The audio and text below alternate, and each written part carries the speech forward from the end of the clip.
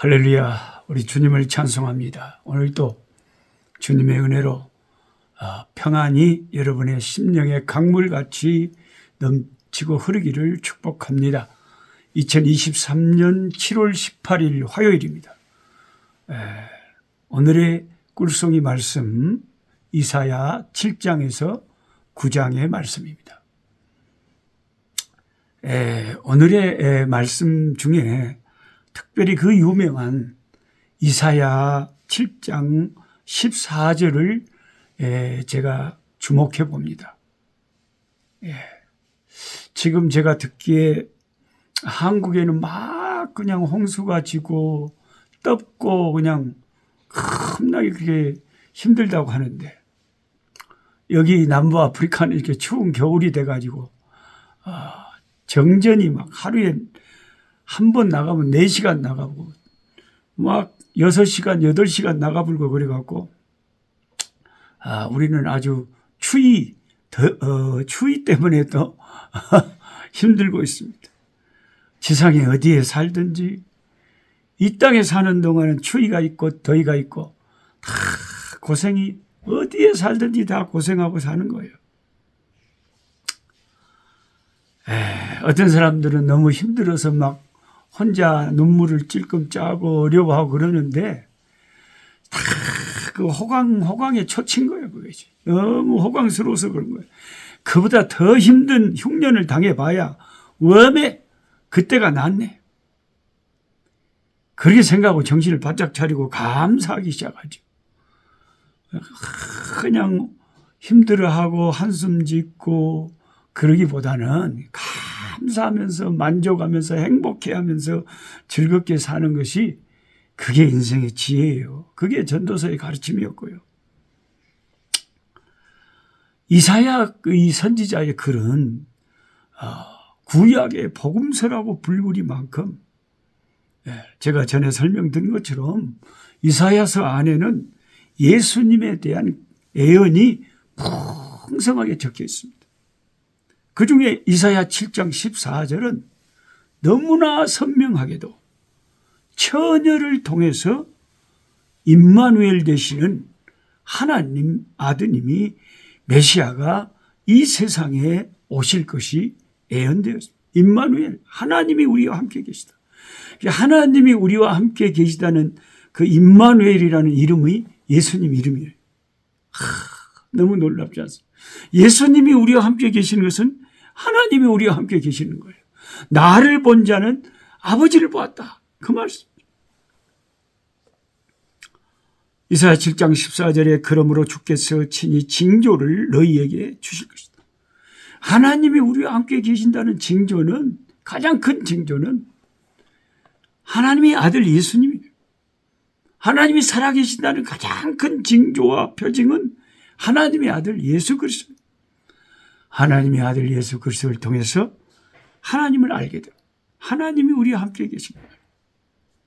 보라, 처녀가 잉태하여 아들을 낳을 것이요 그 이름을 임마누엘이라 하리라. 하나님이 우리와 함께 계시다. 아멘. 임마누엘, 예수, 구원자라는 뜻이죠. 우리를 구원하실 하나님의 아들. 근데 정말 성경이 신비하지 않습니까? 이 지구상의 시방까지 역사상 남자를 알지 못하는 처녀가 임신하고 잉태한 적이 있습니까? 없어요. 그런 일. 그것은 동물 세계에도 없고 인간 세계에도 없습니다. 남자를 알지 못하는데 어떻게 아기를 뵌대요? 불가능합니다. 그런데 성경에는 이사야 선지자는 그렇게 예언을 했고, 진짜 처녀 마리아를 통해서, 남자를 알지 못했던 마리아를 통해서 성령의 능력으로 아이가 임신돼 가지고 예수님이 오셨다. 이사야 7장 14절이 예수님에게 그대로 응한 거죠. 이미 하나님은 항상 선지자를 통해서 이렇게 다 말씀하시고 예언하시고 그걸 이루셔요. 예수님 다시 재림하여 오실 때도 마찬가지예요. 수없이 성경을 통해서 말씀하시고 예고하시고 오신 거죠. 참 놀랍지 않습니까? 구약 성경을 날마다 읽고 있는 이 유대인들은 영의 눈이 어두워가지고 성경을 읽기는 읽는데 이것이 예수님에게 응했다는 것을 모르는 거. 이게 소경이지, 이게 영적인 소경이지, 뭐가 소경이답니까? 너무 안타깝잖아요. 네. 그런데 한국의 그 교파 중에 기장이라고 있습니다. 기독교 장로회. 기독교 장로회가 다 나쁜 것은 아니고요. 거기에도 훌륭한 목사님들도 많으시고 그런데 그 기독교 장로회 측에 어떤 목사님이 그 잘못된 목사 한 분이 여기 이사야 7장 14절에 이사야 선지자의 예언은 처녀 잉태설을 뒷받침하는 구절이 아니다. 이런 글을 인터넷에 적어가지고 제가 읽고 아주 충격을 받았어요. 어떻게 목사라는 사람이 성경을 이렇게 난도질하고 성경을 하나의 인간의 작품으로 보고 뭔 이상한 무슨 그 언어 하나 들먹이면서 이게 처녀가 아니라는 거예요. 이게 처녀의 잉태설을 주장하는 성경이 아니라는 거예요. 이런 망령된 말을 실제로 다 적어놔. 그게 너무 여러분 신앙에도 색깔이 다 다르고요. 영성에도 다 색깔이 있어요. 뭐 교회 다닌다고 다 똑같은 교회입니까? 다 다르지. 다 은혜 받았다고 해서 똑같은 은혜가 아니다. 그 은혜에 그게 다 달라요, 달라. 이사야 7장 14절에 나타난 처녀라는 것은 이 기장측 목사 한 사람이 써놓은 글에는 뭐라고 됐냐. 히브리어 단어가 젊은 여자를 뜻하는 단어이지 남자를 알지 못하는 처녀라는 뜻이 아니라는 거죠. 젊은 여자, 젊은 여자.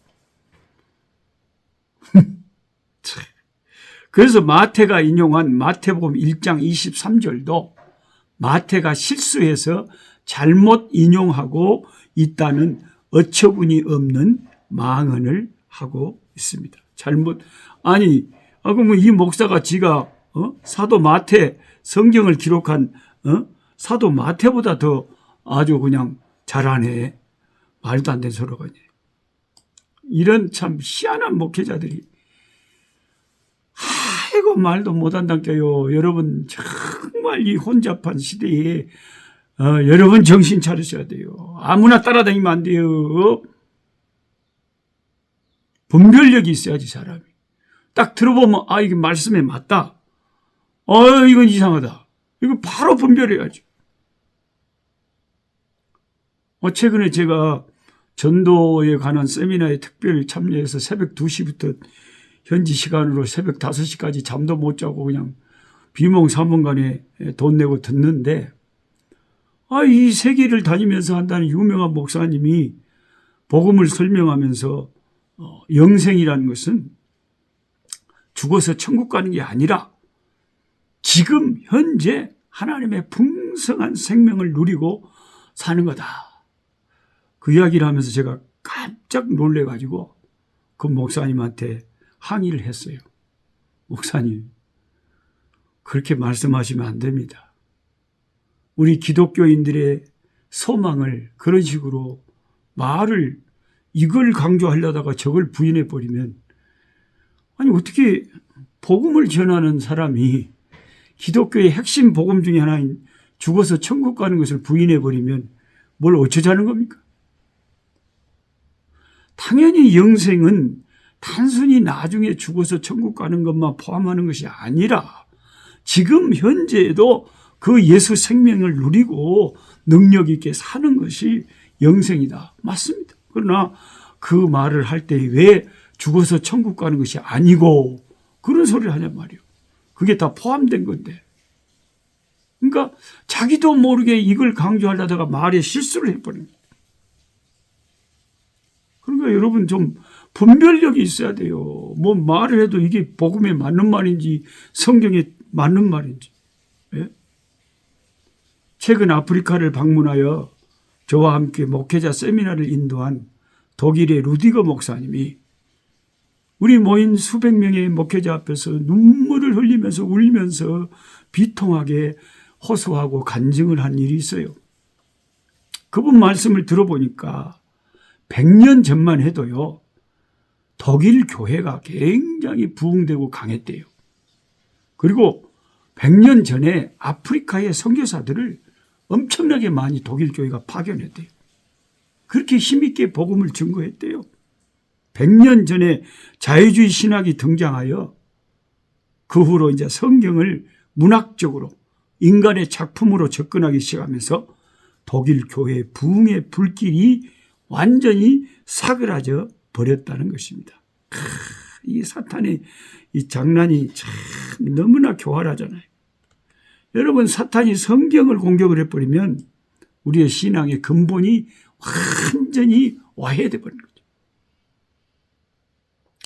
제가 페이스북에서 깜짝 놀랄 글을 봤는데, 제가 진짜 한국 교회가 존경하고 저도 존경하고 진짜 귀한 목사님이신 분의 한 분인 옥하는 목사님 계시잖아요. 우리 옥하는 목사님의 아드님 옥성호 형제가 있습니다. 이 집사님이 전에 심리학에 물든 기독교 시리즈 그런 엔터테인먼트에 물든 기독교 이런 걸 내면서 저도 그 책이 제 서재에 있어요. 참 좋은 찔림을 받았죠. 그래서 좋아했는데 갑자기 페이스북에 성경은 하나님의 영감받은 완전한 책으로 믿지 않고 갑자기 인간의 작품으로 보면서 자유주의 신학에 무장돼 가지고 성경이 모순된 것을 막 말하기 시작하는 거예요. 마리아 처녀 잉태설도 부인하고 사도 바울이 말하고 있는 것도 막 바울 이 친구가 이러면서 막 부인하고, 아이고 오메 이게 뭔 일이에요? 여러분, 아무리 유명한 목사님의 아들이 말을 한다고 해도 성경을 권위를 부인하는 이런 그런 자기 나름대로 이게 중요하다고 하지만 그게 자기가 사탄에게 속고 있다는 사실을 전혀 모르는 거예요. 제가 보이스피싱에 한번 속아가지고 큰 낭패를 한번 당해보니까 사람이 자기가 속고 있을 때는 아무리 옆에서 말을 해도 속고 있다는 사실을 모르는 거예요. 여러분, 속지 마세요. 성경을 부인하는, 성경을 흔드는 것이 기독교를 흔드는 거예요. 그게 마귀 역사예요.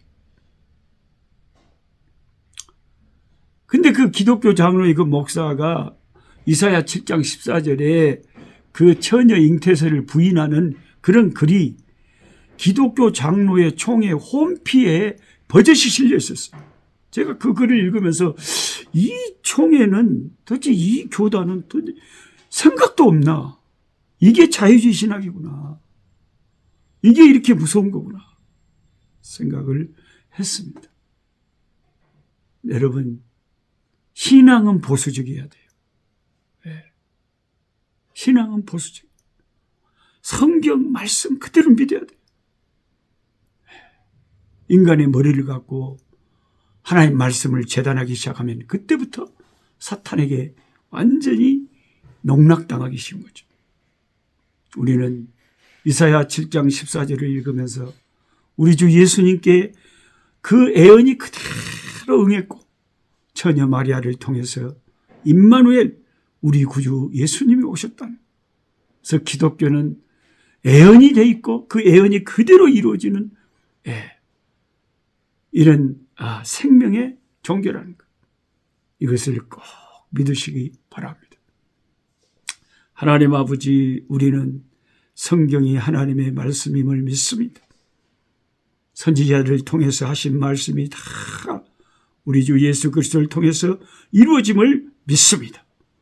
사탄 마귀가 인간들의 교묘한 지식을 거짓 이용해서 성경을 흔들고 교회를 흔들고 신앙을 흔들고 있사오니 이런 혼란한 시대에서 아버지, 우리 유튜브로 꿀송이 아버지 말씀 공부하고 있는 우리 몇백 명의 우리 형제 자매들에게 아버지 이 믿음에 굳게 서서 흔들리지 않는 신앙생활 할 수 있게 도와주옵소서. 예수님의 이름으로 기도하옵나이다. 아멘. 약한 자 힘주시고 강한 자 바르게 주 황자 정태 오